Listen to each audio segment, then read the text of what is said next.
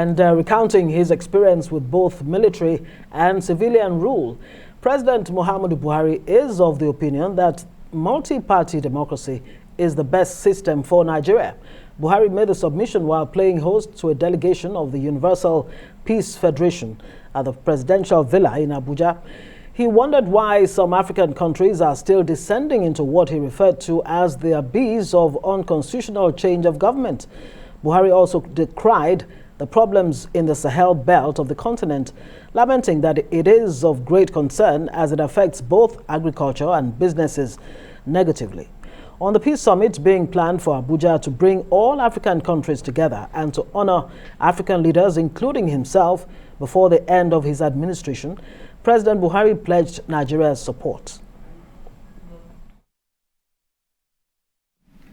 All right, let's bring in U.S. lawmaker Beroro Efekoro for more on the Nigerian elections and how it relates to U.S. politics.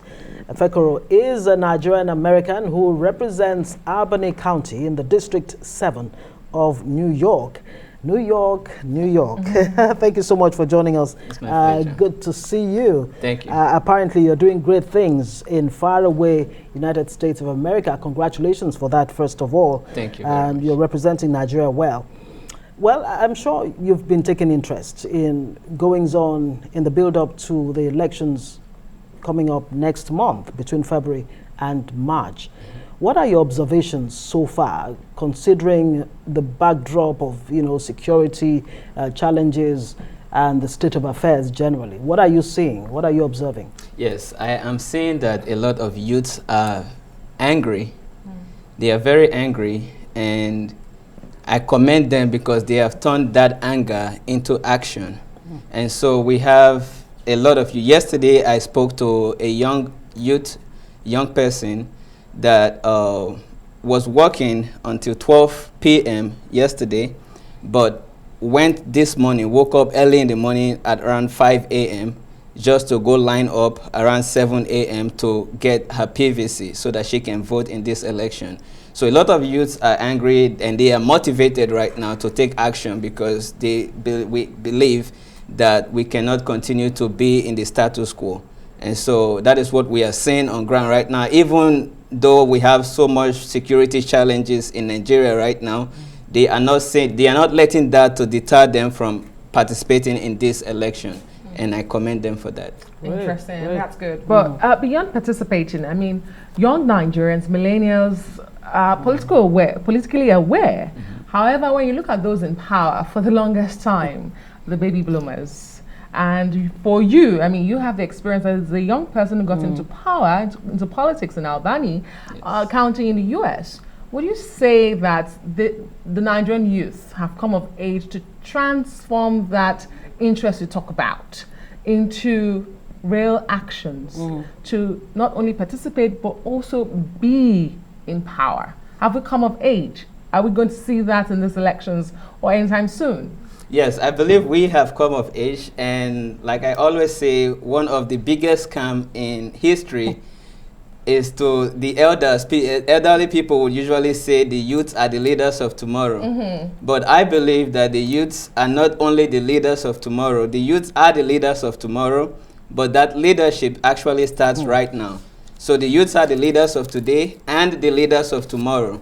So we saw the ability of these youths to organize during the Lekki Tollgate rally, the NSAS rally, perhaps, and it was a great movement, and it brought about some changes.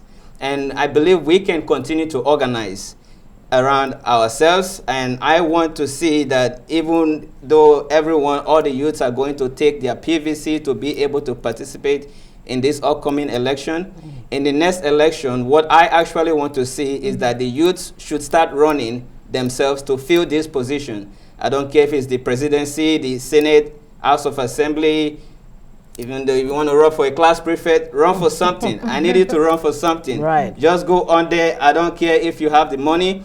If you don't have the political party, or if the expenses to buy the voter form for you to run is too expensive, go ahead, form a coalition, form your own political party, and run for something. That's what I want to see. Run for something.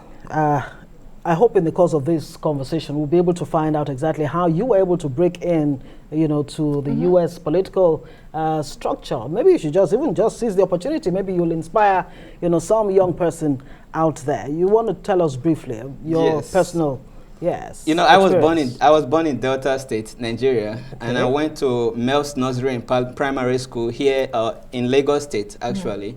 And I went to the New York State, United States in 2008 when Barack Obama was running for president of the United States for the first time. So that was some sort of a motivation for me to say if a black man like Barack Obama can run for president, the highest office of the president of the United States, then why can't I do it? And that is what it should be for every Nigerian out there. If Peter Obi or Yomi Osinbajo or the likes of those can actually be running for the president of Nigeria right now, you yourself that is organizing to vote for them, you can also do it. Right. And we've seen, just in the just concluded midterm elections, 8 Nigerian Americans won different seats. Yes. Statistically, we can say confidently that that's an increase of what has been in the past. But what would you say is responsible? I think the greatest barrier to achieving anything is fear. But a wise man once said there is nothing to fear but fear itself. So if you can break that barrier of fear, you can put yourself out there to run. And don't listen to the naysayers, people who tell you, oh, you can't do it, oh, no, it's not your time. You should always say, when they say it's not your time, that is when you should know that you are closer to your breakthrough. And you should go for what you believe in. That's how we organized. I didn't have all the resources. I ran against, as you know, or you may know, I ran against a 12 years incumbent in a majority white district. Wow. A white incumbent of 12 years in a majority white district. And I was able to become victorious in that election because of organizing. Is it fair to compare the two countries, the two, I don't know. United States and Nigeria. Yeah, the United States and Nigeria. Is it fair to compare those experiences? The political environment in the US, would you say is similar to that in Nigeria? Because some would say, yes, you sound like a motivational speaker. Yes, you've done it. Great for you. But you didn't do it in Nigeria.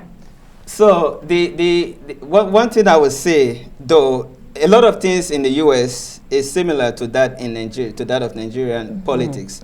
But one thing I would advocate for right now, since you bring that up, is the passing of direct primary legislation in Nigeria. I believe the National Assembly should introduce, they have already introduced it in last year, but they did not pass it. Or perhaps they passed it and the president did not sign it.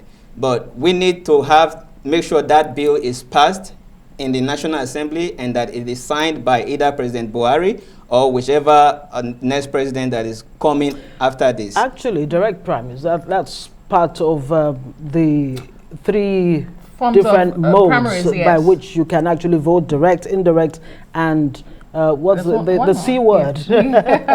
Consensus. That's the word, consensus. Okay, now let's come back to the Nigerian elections. I mean, in what areas do you think countries like the United States, where you are, can help Nigeria not only execute this election successfully, but to deepen democratic ethos, in a way that it becomes just the norm for us in Nigeria? How's that going to play out? What cooperation or support? What I would like the US and other Western world to do is to have people on ground to monitor the elections, because usually government, police officers, and all these thugs, as if I can use that word on TV, they are usually nervous when it comes to international media. So if we can have some international media presence to cover elections, not just in major cities, but go down to the villages, go down to where there have been chaos in the past, and monitor those elections and capture those moments. And if there is any reason for cancellation of results, then let's have it. Make sure the elections are free and fair. That's what we need to see. That's the kind of cooperation we need to see. We need to see also funding for our electoral systems here to strengthen the democratic process, because we are basically following, Nigeria is following the system practiced in America. So I believe America should, support Nigeria. Well, the American system has been threatened lately with the whole January 6th and this never-ending story of an election for the House Speaker, Kevin McCarthy. I mean, it took 15 rounds to vote for that to happen. That's democracy. The standards being lowered in the United States, and it may just put a big moral, question mark on America's position. So, as a democratic nation, democracy is about competition, and sometimes minorities do not understand the power that they have to effect change. And what you saw those handful of Republicans did was to show that as a minority, as a small caucus, you can actually effect change. And that is why I always argue with some of my friends, my Igbo friends, that said they want an Igbo presidency or something like that.